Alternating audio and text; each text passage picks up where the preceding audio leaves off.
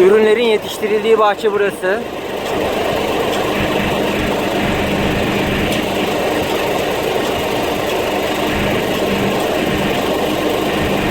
Aşağıda arı kovanları görünüyor. Arıların burada bulunma amacı sadece tozlaşmayı, meyveyi sağlamak.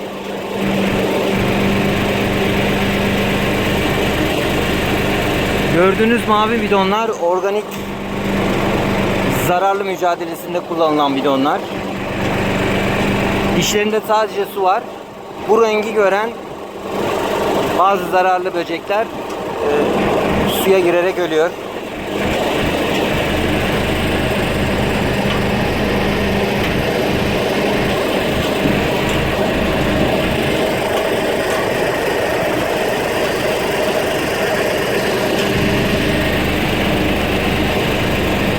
Buradaki alan 256 dönüm.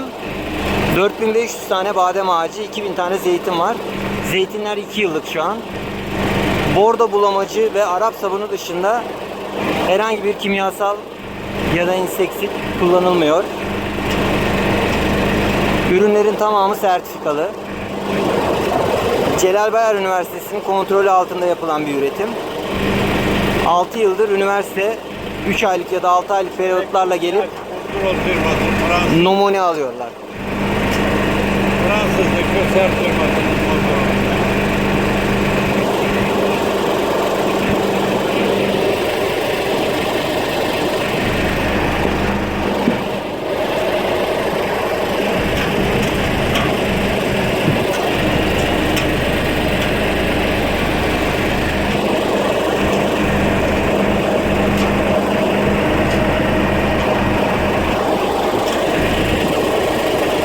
80 yıldır tarım yapılmayan bir arazi. Ana yola 10, köy yoluna 3-4 kilometre uzaklıkta. Kullanılan bu 3-4 kilometre yol üretici dışında kimse tarafından kullanılmamakta.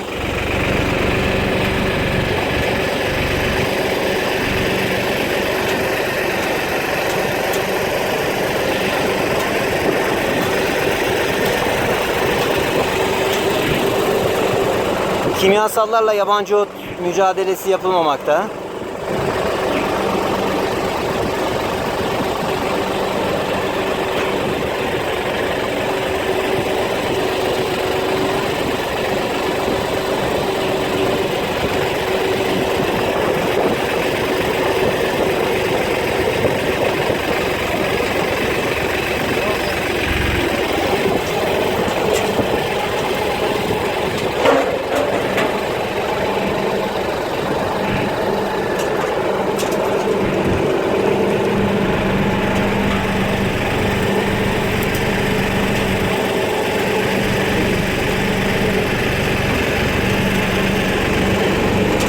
Şu anda üretici İsmail Kayserili ve torunu Umut Kayserili'yi görüyorsunuz.